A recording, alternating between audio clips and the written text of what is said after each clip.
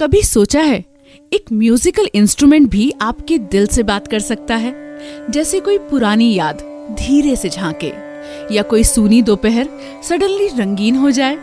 कभी किसी सुर को महसूस करके देखिए, ऐसा लगेगा जैसे किसी ने सीधा आपके दिल के तार छेड़ दिए हों। और ऐसे ही आपके दिल को छू जाने वाले इंस्ट्रूमेंट्स की बातें शुरू होंगी इस पॉडकास्ट की म्यूजिक सीरीज में। आज हम बात करने जा रहे हैं एक ऐसे इंस्ट्रूमेंट की जिसकी हर एक तार, हर एक झनकार जैसे रूह को छू लेती है। मैं बात कर रही हूँ सितार की। रेडियो सिटी पर फोक कथा। नमस्कार, मेरा नाम है पायल और I am very happy to start this new music series of folk कथा। और सबसे पहला इंस्ट्रूमेंट वो है जिसे हमने कई बार बड़े पर्दे पर देखा है, म्यूजिशियंस को बजाते हुए खोया हुआ पाया है, जिसकी बहुत बातें सुनी है, बट एक्चुअल में क्या इतिहास है, कहां से आया, किसने बनाया, कौन है जो इसके तार छेड़ पाया, ये सब कुछ आपको बताऊंगी आज इस एपिसोड में। तो चलिए शुरू करते हैं। सोचिए, शाम का समय, आसमान में तारे झिलमिला रहे हैं और अचानक कहीं से सितार के सुर बहने लगते हैं। ये सुर आपको एक अलग ही दुनिया में लेके जाते हैं, एक ऐसी दुनिया जहाँ सिर्फ संगीत है और उसमें छुपा हुआ हर जज्बात, हर एहसास है। किसी भी म्यूजिकल इंस्ट्रूमेंट को सिर्फ बजाया नहीं जाता बल्कि महसूस किया जाता है, और sitar is the soul of Indian strings.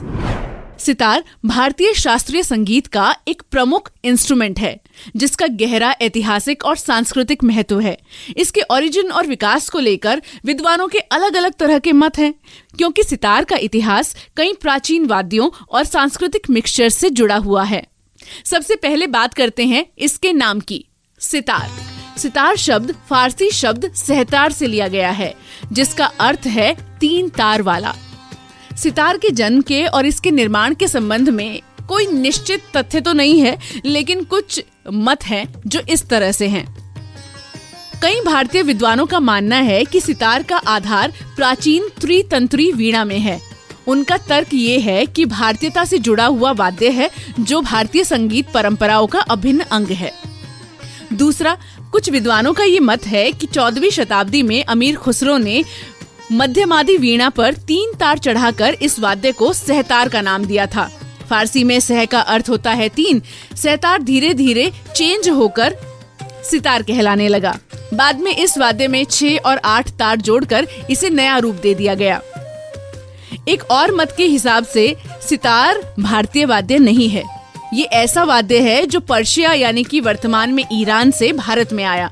Persia में आज भी 1 तारा, 2 तारा, सहतारा जैसे वाद्य मिलते हैं, जिनमें तारों की संख्या के आधार पर उनके नाम दिए गए हैं। लेजेंड्स कहते हैं कि सितार का रूप आज जैसा हम देखते हैं वो इवॉल्व हुआ है मध्यकालीन भारत में, और जब मुगल कोर्ट में म्यूजिशियंस ने इसे अपने अंदाज में ढाला तब ये बन गया वो आइकॉनिक इंस्ट्रूमेंट जिसे आज हम जानते हैं। कर्व्ड फ्रेट्स, 18 से 21 स्ट्रिंग्स और वो झनकार, दैट सिग्नेचर टिंग टिंग तार। बात करते हैं अभी सितार को क्या यूनिक बनाता है। देखा जाए तो सितार का स्ट्रक्चर बड़ा ही इंट्रिकेट है। एक बड़ा सा रेजोनेटिंग गार्ड होता है नीचे, जिसे हम कद्दू भी कह सकते हैं, सीरियसली। इसके ऊपर लॉन्ग हॉलो नेक और मूवेबल मेटल फ्रेट्स होते हैं। और हाँ, स्ट्रिंग्स, वो तो पूरा एक ऑर्केस्ट्रा है। यूजुअली 6-7 प्लेइंग स्ट्रिंग्स होती हैं, लेकिन बाकी 11 से 13 सिंपैथेटिक स्ट्रिंग्स जो बजती नहीं लेकिन बजाती सब कुछ हैं, बिकॉज दे वाइब्रेट ऑटोमेटिकली, और वही देता है सितार को उसका echo like rich layered sound. अभी उन आर्टिस्ट की बात करते हैं जिन्होंने सितार को इसकी आत्मा दी। अमीर खुसरो और सितार। अमीर खुसरो की वंश और शिष्य परंपरा ने सितार को इम्पोर्टेंट रूप में डेवलप किया। फिरोज खान, जो अमीर खुसरो परंपरा के की फिगर माने जाते हैं, उन्होंने सितार में 4 ताल में गत की एक स्पेशल शैली विकसित की, जिसे फिरोज खानी गत कहा जाता है। इस शैली का बजाने का तरीका फिरोज खानी बाज कहलाया। इसमें पखवाज का उपयोग होता था और उस समय तबले का विकास नहीं हुआ था, इसीलिए पखवाज के साथ ही सितार की संगति होती थी। अगला है मसीद खानी बाज और मसीद खां का योगदान। फिरोज खां के बेटे मसीद खां ने इस स्टाइल में नयापन लाते हुए मसीद खानी बाज को जन्म दिया। मसीद खानी बाज तबले के अनुकूल थी और इसे 3 ताल में प्रेजेंट किया जाने लगा। इस नए स्टाइल का प्रसार तेजी से हुआ और इसका व्यापक प्रभाव भारतीय शास्त्रीय संगीत पर पड़ा। मसीद खानी बाज धीरे धीरे दिल्ली के नाम से फेमस हुआ, जिसमें स्लो टेम्पो की मेन विशेषता थी। अगला है तानसेन परंपरा और सेनी घराना। तानसेन की शिष्य और वंश परंपरा, जिसे सेनी घराना कहा जाता है, उन्होंने भी सितार के विकास में इम्पोर्टेंट भूमिका निभाई। तानसेन के डिसेंडेंट्स स्पेशली अमृत सेन और निहाल सेन ने राजस्थान के जयपुर में रहते हुए सितार के प्रचार प्रसार में योगदान दिया। इसी परंपरा में एक नई गत का विकास हुआ, जिसे अमीर खानी गत कहा गया, लेकिन कुछ समय बाद ये मसीद खानी गत के समान ही माने जाने लगी। नेक्स्ट इज रजा खानी बाज और गुलाम रजा खां का योगदान। लखनऊ के गुलाम रजा खां ने सितार वादन में एक नए स्टाइल का आविष्कार किया, जिसे रजा खानी बाज कहा गया। उन्होंने द्रुत लय की गत का विकास किया, जिससे संगीत में एक नई गति और स्टाइल का समावेश हुआ। उनकी वादन शैली, जिसे रजा खानी या पूर्वी बाज के नाम से जाना गया, इसने सितार वादन में वैरायटी और नएपन का संचार किया। अगर सितार एक राग है तो इसके सबसे बड़े सुर हैं उस्ताद विलायत खान और पंडित रविशंकर। लगभग 1725 तक राजस्थान के एक लेखक जोधराज द्वारा हम्मीर रासों में सितार नाम का उपयोग किया गया था। इस समय तक इस यंत्र में 5 तार थे और जो एडवांस 7 स्ट्रिंग ट्यूनिंग की शुरुआत भी मौजूद थी।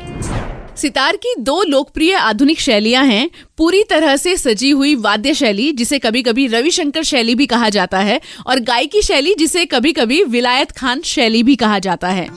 वाद्य शैली का सितार अक्सर अनुभवी तून की लकड़ी से बनाया जाता है, लेकिन कभी कभी बर्मा सागौन से भी बनाया जाता है। ये अक्सर गर्दन पर एक दूसरे गुंजायमान यंत्र, एक छोटे तुम्बा, कद्दू या कद्दू जैसी लकड़ी की प्रतिकृति वाला उसके साथ लगाया जाता है। ये स्टाइल आमतौर पर फूलों या अंगूर की नक्काशी और रंगीन भूरे या लाल कलर और काले फूल या अरबी पैटर्न के साथ सेल्यूलाइड इनले के साथ पूरी तरह से डेकोरेट किया जाता है। इसमें आमतौर पर 13 सिंपथेटिक तार होते हैं। ऐसा कहा जाता है कि सबसे बढ़िया बर्मा सागौन के सितार सागौन से बनाए जाते हैं, इसीलिए उपकरण बनाने वाले पुराने बर्मा सागौन की तलाश ही करते रहते हैं। अब बात करें सितार की ट्यूनिंग की, तो ट्यूनिंग सितार वादक के स्कूल या स्टाइल, परंपरा और हर कलाकार की पर्सनल पसंद पर निर्भर करती है। प्लेयर को हर राग के लिए फिर से ट्यून करते रहना चाहिए। ट्यूनिंग पेक्स द्वारा स्ट्रिंग्स को ट्यून किया जाता है और पुल के ठीक नीचे हर स्ट्रिंग पर थ्रेडेड बीड को स्लाइड करके मेन प्लेइंग स्ट्रिंग को फाइन ट्यून किया जाता है। एक या ज्यादा नॉर्मल ट्यूनिंग में बजाने योग्य तार इस तरह से पिरोए जाते हैं: चिकारी तार, खराज, जोड़ और बाज तार। इन ट्यूनिंग्स के अंदर बहुत ज्यादा स्टाइल वाइज डिफरेंस है और ज्यादातर भारतीय तार वाले उपकरणों की तरह कोई डिफॉल्ट ट्यूनिंग नहीं होती है। इन ट्यूनिंग के अंदर बहुत ज्यादा स्टाइल वाइज डिफरेंस है और ज्यादातर भारतीय तार वाले उपकरणों की तरह कोई डिफॉल्ट ट्यूनिंग इसमें नहीं है। ज्यादातर ट्यूनिंग घरानों के और जो भी प्ले करते हैं उनके हिसाब से की जाती है। अब बात घरानों की करते हैं, तो सितार के घराने कौन कौन से हैं? इमदाद खादी घराना, सेनिया घराना, इंदौर घराना जिसे बीनकर घराना भी कहा जाता है, मैहर घराना, जयपुर घराना, बिष्णुपुर घराना, लखनऊ शाहजहांपुर घराना, धारवाड़ घराना, सेनिया रामपुर घराना। और सितार को उसकी ऊंचाइयों तक पहुंचाने और हम सबसे उसे रूबरू कराने के लिए जो आर्टिस्ट हैं वो हैं पंडित रविशंकर जी, उस्ताद विलायत खान, अनुष्का शंकर जो कि रविशंकर जी की ही बेटी हैं, अन्नपूर्णा देवी, निखिल बनर्जी, शाहिद परवेज खान, इमरत खान, अंजन चट्टोपाध्याय और हाल ही में नीलाद्री कुमार, जिन्हें आपने कई सारे शोज में देखा होगा। ये लाइव भी प्ले करते हैं और अमिताभ बच्चन साहब के साथ एक प्ले में भी आ चुके हैं और बच्चन साहब इनकी अलग अलग मंच पर और वैसे भी बहुत बार प्रेज कर चुके हैं कि जब भी नीलाद्री कुमार सितार बजाते हैं तो सब मंत्रमुग्ध हो जाते हैं। वैसे सितार कैसे बजाया जाता है, उसमें और क्या क्या होता है, इसके लिए तो बहुत डिटेल है, लेकिन सितार या कोई भी इंडियन क्लासिकल इंस्ट्रूमेंट बजाने के लिए आपकी सोल के साथ उस वाद्य यंत्र का कनेक्शन होना चाहिए, तभी वो बाकी लोगों के जो सुन रहे हैं उनकी सोल तक भी पहुंचता है। तो ये थी मेरी छोटी सी कोशिश आपको इंडियन क्लासिकल इंस्ट्रूमेंट सितार से रूबरू कराने की। आपको ये एपिसोड कैसा लगा आप मुझे बता सकते हैं। इंस्टाग्राम पर जाकर @भाई साहब पायल के नाम से मैं आपको मिलूंगी, BHAISAABPAYAL। और अगर कोई सजेशन भी देना चाहते हैं तो दे सकते हैं। अगले एपिसोड में एक और भारतीय क्लासिकल इंस्ट्रूमेंट के बारे में बात करेंगे। सुनते रहिए फोक कथा मेरे यानी कि पायल के साथ। रेडियो सिटी पर फोक कथा।